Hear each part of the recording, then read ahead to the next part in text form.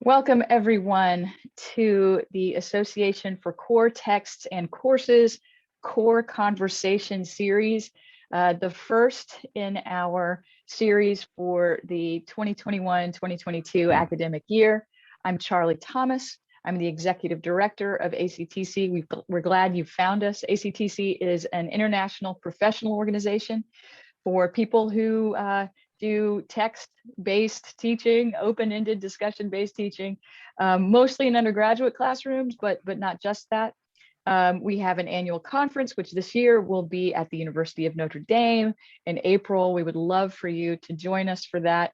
But during the pandemic, we developed this online program, Core Conversations, where we invite someone who is important to ACTC to talk about books, ideas, texts. We're exploring the sort of breadth of that category today, I think, and give a few remarks, about 20 to 30 minutes in this recorded format, and then invite you, everyone, to join us online for a live question period with our guest speaker to talk about whatever you find interesting in this talk or in the topic of this talk.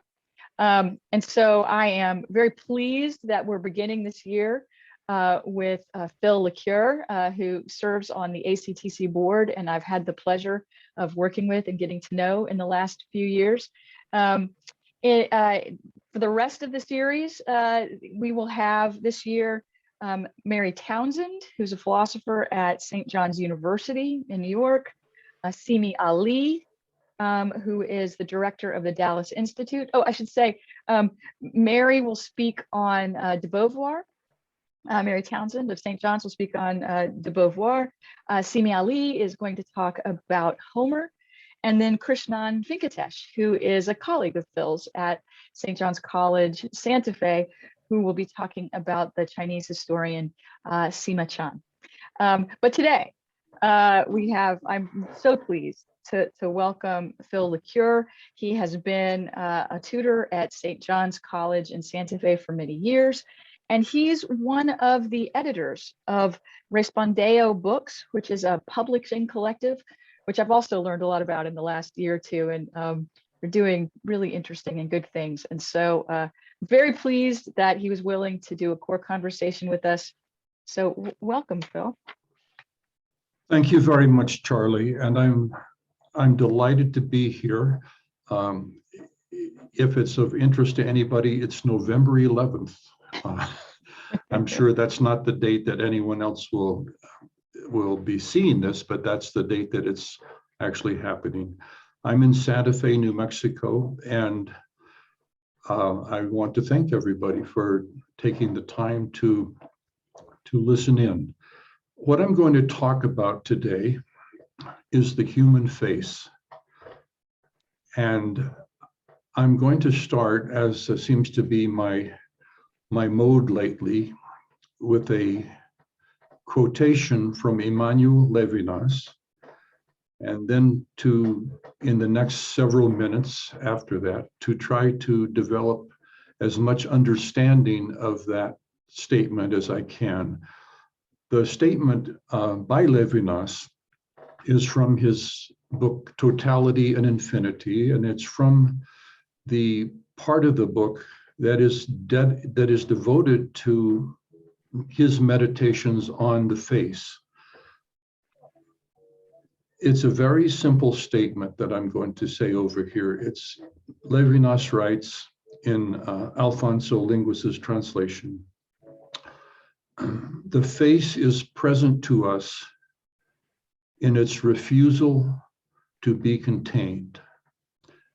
And that's the statement that I want these remarks that I'm going to make to be addressed to.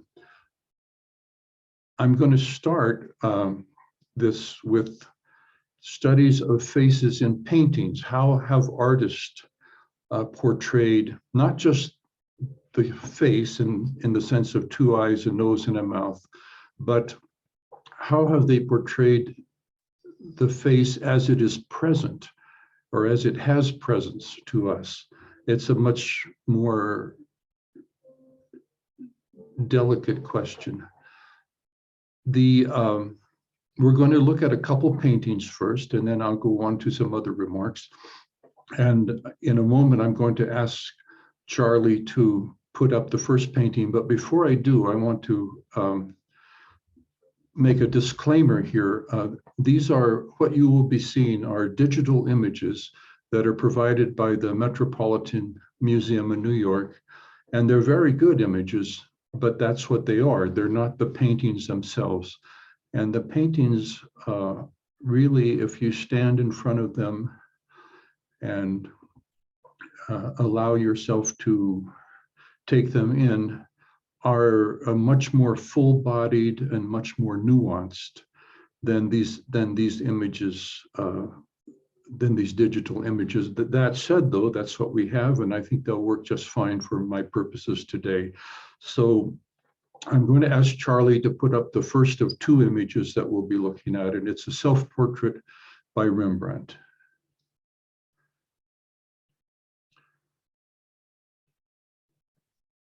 Now, the way this image appears on our screens is actually somewhat brighter than it appears in the museum, the way it's lit in the museum.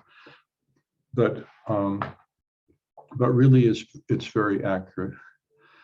And I'm going to ask you now to, after looking at it for just a moment, to do a very simple procedure with this painting. So you'll need a piece of paper or a book or something to hold up against the image. And what I would ask you to do is to block out the left side of the face and look only at the right side of the face. And take a few moments.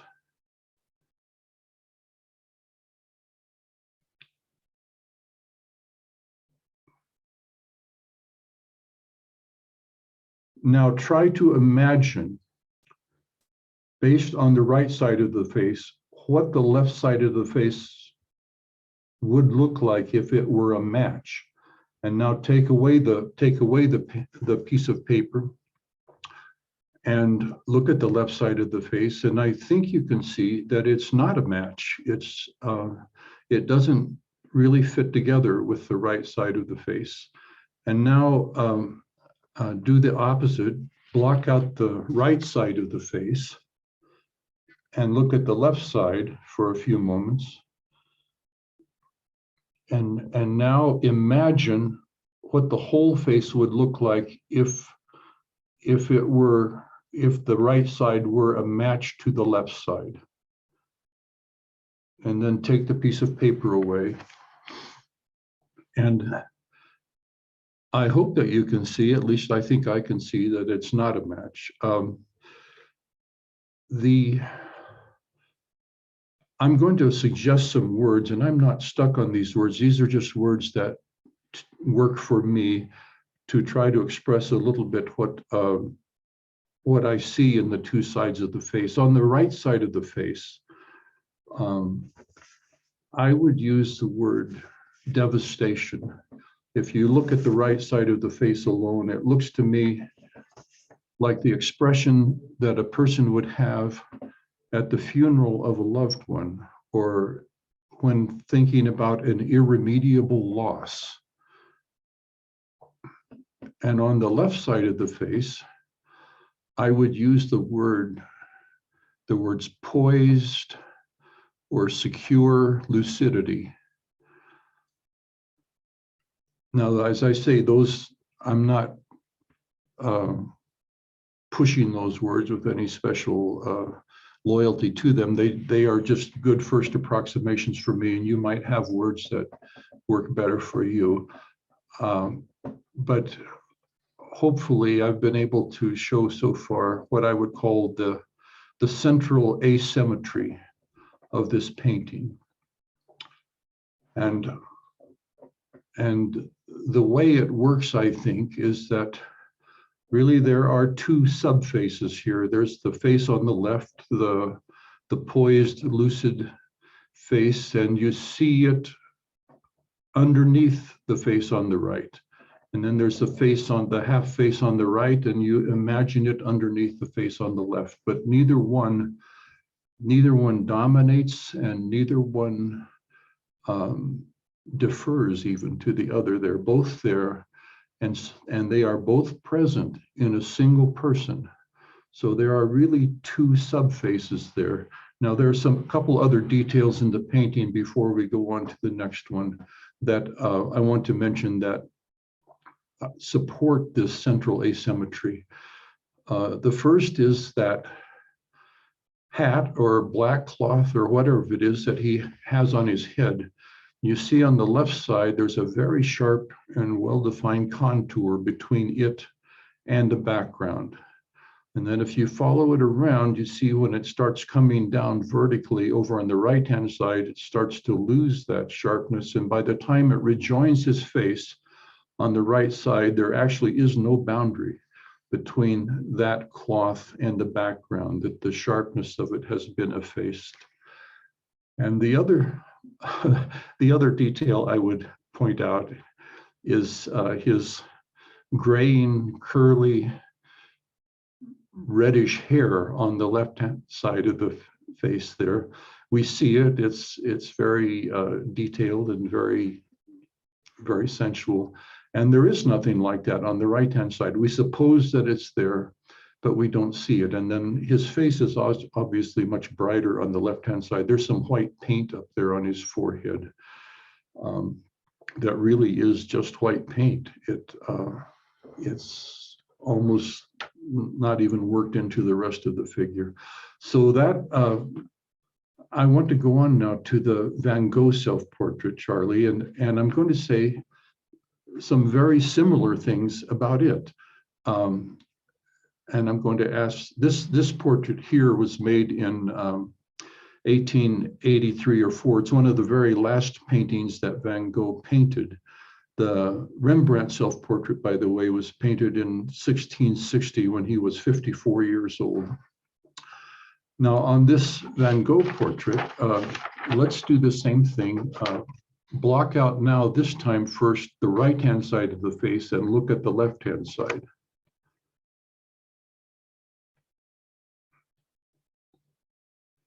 And I will come back and make a few more comments about it, but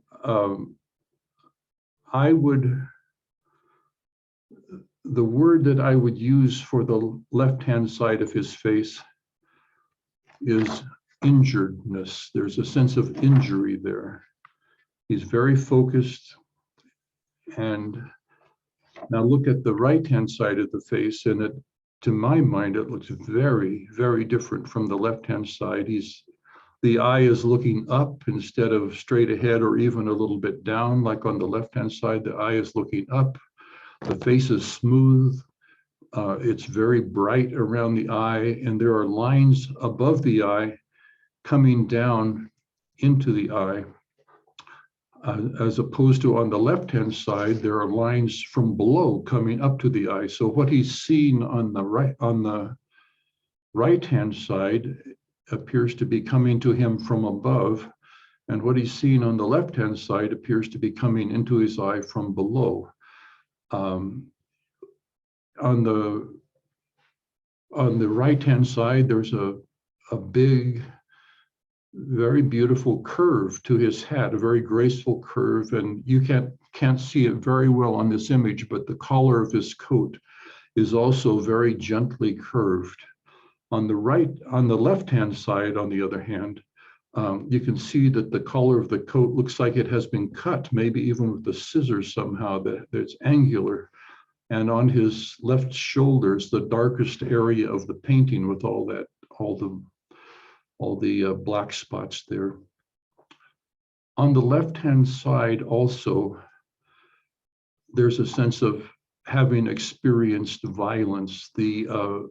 His beard has in it red spots that are like blood. And his cheekbone is very angular. On the right-hand side, there's none of that. It's a reddish orange beard, and it's a very relaxed face. Now those two, it's the same thing as in the Rembrandt. The two half faces are both present in this person. And when I say both present, I want to point out I'm using the word presence, which is what I'm trying to talk about in these remarks. And there is a central asymmetry in this painting. So Charlie, let's take down the Van Gogh, and I want to just mention one or two other paintings. The first one I want to mention is a portrait of Cézanne's wife, Madame Cézanne, Hortense, by Cézanne, and it was painted in 1887. And there are two of them in the Met. Maybe I'll even mention both of them, but the one I want to talk about at the moment is the one where she's in a blue dress. And there is, again, a way that the parts of her image don't fit together, but it's not a left-right asymmetry like it was in Van Gogh and in the Rembrandt self-portraits. What it is that the right-hand side of her face appears to be closer to you, the viewer, than the left-hand side of the face. It's very subtle. The whole painting is very subtle, but once you see it, you can see that she's at two different distances from you. And the sides of her face match up pretty well with each other, but they're not in the same focal plane. And there are a number of other details in that painting. There's a tree growing in the garden behind her, and if you look carefully at the tree, it turns out to be growing on both sides of a wall at the same time. And so you have these two focal planes, and what happens is, I think, is that your mind or your eye, to use Cézanne's words, vibrate between the two planes. They go back and forth. There's an action there. I mentioned the other portrait of Hortense, and so I will say one word about it. It's in this second portrait, she's in a red dress. It's actually painted in the same year. And in this one, the asymmetry is in her face, but it's not a cognitive asymmetry like in the Rembrandt or the Van Gogh.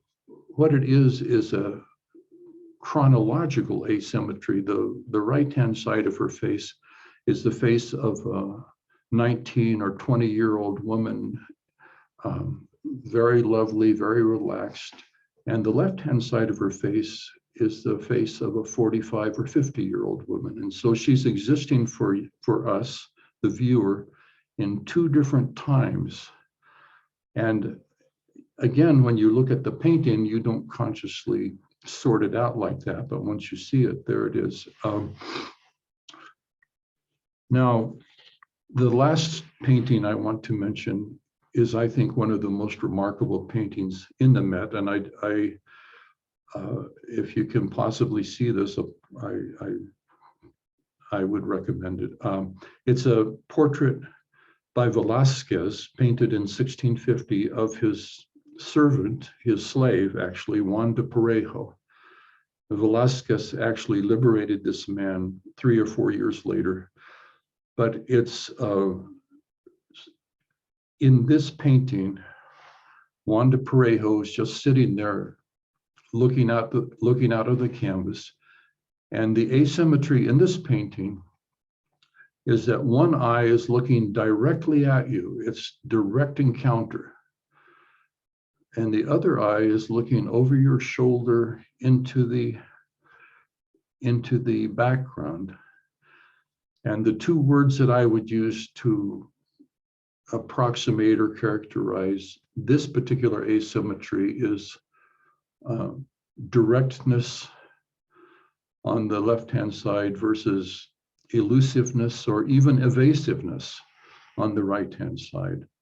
So I mentioned these other paintings without the images only to suggest that there are many different kinds of oppositions and asymmetries, that all of them though work to bring about what I think is a manifestation of presence, not just what a face looks like, but a way that a face can be present to us miraculously, even after centuries.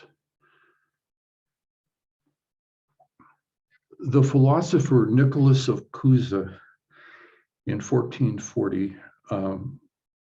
published an essay called Learned Ignorance. And in that essay, he develops what he calls his central concept, the coincidence of opposites and the coincidentia oppositorum.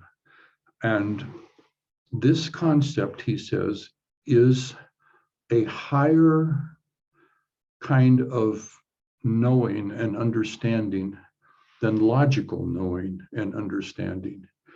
And it's brought about by the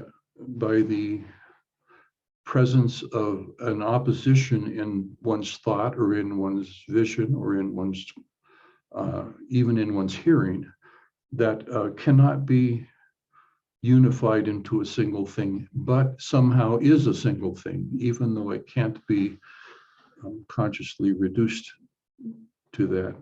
This is not, I mentioned Nicholas of Cusa, but this same thought actually comes to us straight out of Plato in Book 7 of the Republic. Right after the allegory of the cave, Plato raises an interesting, or Socrates raises an interesting question. He says, what makes an object interesting to us?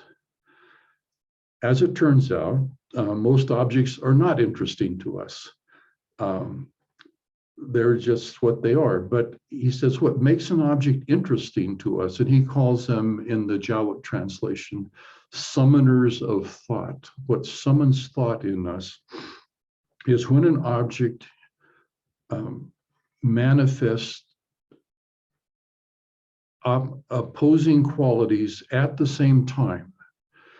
That is, something can be both violent and peaceful at the same time. Here, one wonderful example of that are the similes in Homer, which have a violent side and a peaceful side to them.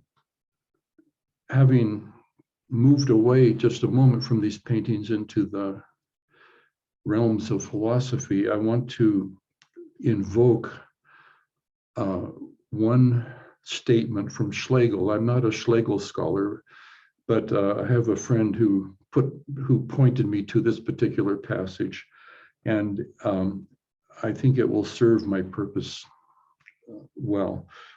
In Schlegel's list of thoughts, Ideen, ideas, number 81, he says very simply, whatever touches on the infinite is religion. And that's where I want to bring these remarks to, and to come to some concluding thoughts here. Now, one author, one philosopher I want to mention here is Aquinas, Thomas Aquinas, who in the 13th question about what God is, what the name of God, has a very striking phrase. He finally says, God is an infinite sea of substance. And I want to emphasize the word infinite here. If that's what God is, then how do we know God? And that's in the previous question. The 12th question is how God is known by us. And the 10th article is where I think the key insight is, where Aquinas writes that there are some experiences that have special status.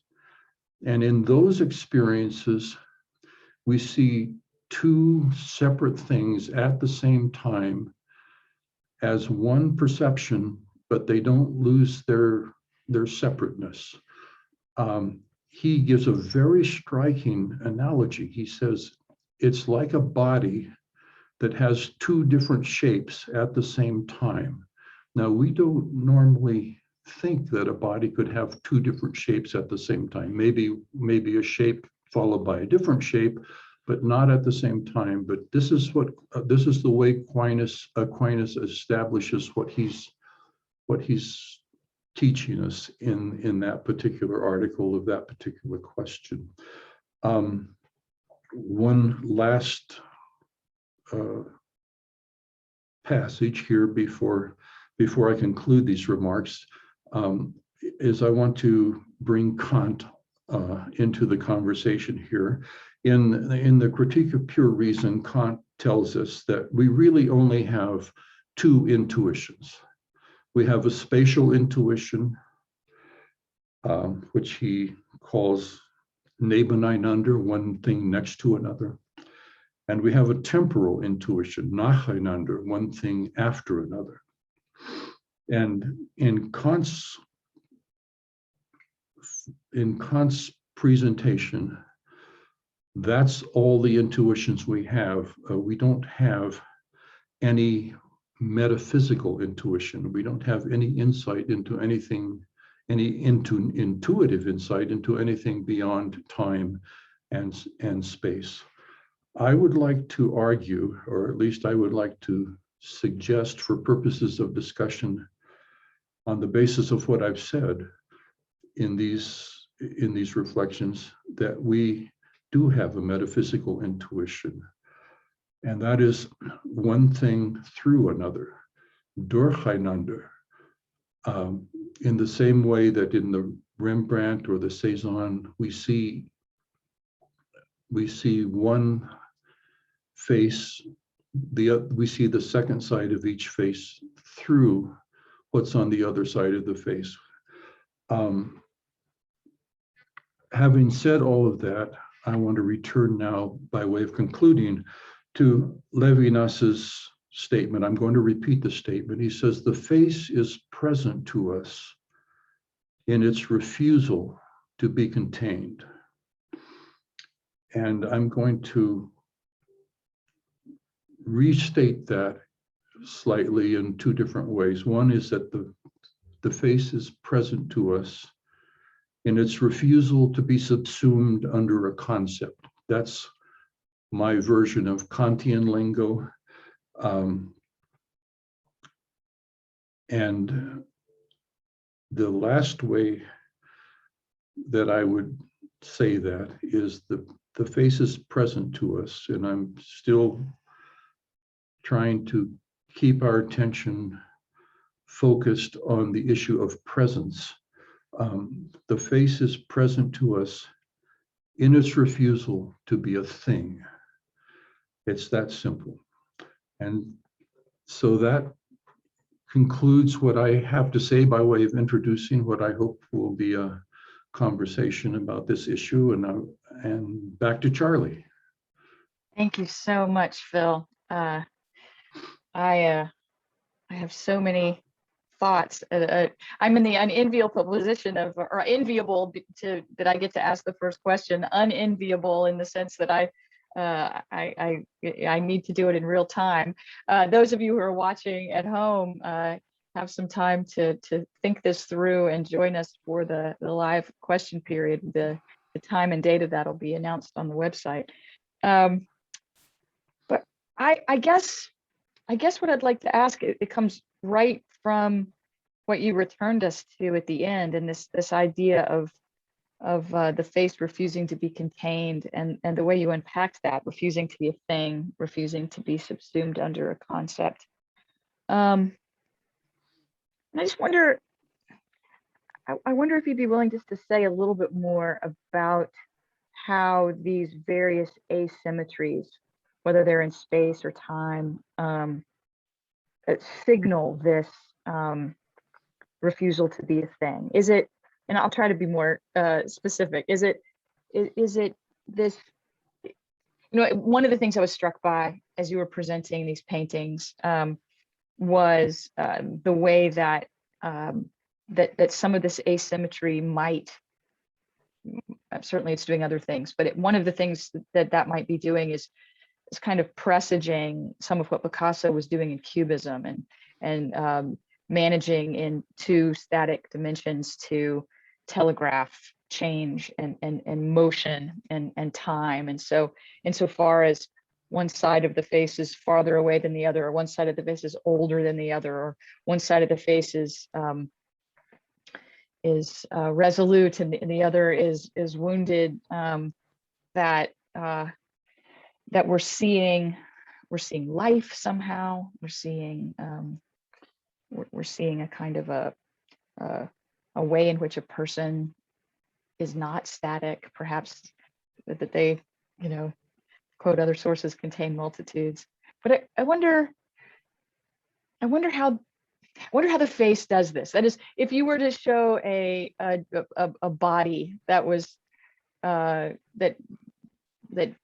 you could look at each side and they were different, or a tree, or something like this, it wouldn't do this. So I don't think, or maybe you think it would, but what do you think it is about the face that makes these asymmetries, this perhaps telegraphing of motion or change, resist thinghood or resist being subsumed into a concept? What is it about the face you think that has this power or this quality? Okay, now I have to ask Charlie, do you want me to respond to that question now, or is this? Yeah, if you would. Okay, the idea is, Let this is good. Yeah, this is for everybody. The idea is we just talk a little bit and it gives you a sense of the kind of conversation we might have in the live session. Okay, I have a couple things I want to say in response to what you asked. Let's start with Picasso. And let's start, and you can see this image also on the internet. All of these paintings from the Metropolitan Museum are on their website. They're very good images. Let's talk about his portrait of Gertrude Stein in his 1905-1906 portrait. There, what Charlie says is very clearly evident, which is there are two different sides to her face. What is different in Picasso's painting is that there is an explicit boundary between the two sides, and they don't pass into each other. I won't even try to say right now what my words for those two sides would be, but if you bring up that image, you'll see. There are other Picasso images where again and again and again, it's the same thing, where it's not just that there are the left side and the right side, but there is a sharp visual boundary between them, which is, I guess, in keeping with the Cubist disintegration of objects into different spaces. But I would use a word that is a very painful word for that. It's a psychotic boundary, that there are two different sides to the face for Picasso, at least in his Cubist drawings, but they don't do what they do in Rembrandt and Van Gogh. They don't resonate with each other in a deeper way. You don't see one of them through the other. You just see one of them beside the other. And in that sense, I think there has been a great loss in humanity, in our humanness, in those paintings. The one other thing I might say here is, as was thinking the last few days about what I would try to say today, there was another statement by Levinas that struck me more and more, which is that the face is not a refutation of idealism, by which he means it's not the refutation of being subsumed under a concept. It's a refusal. And a refusal is a different kind of gesture than a refutation. A refutation is an argument.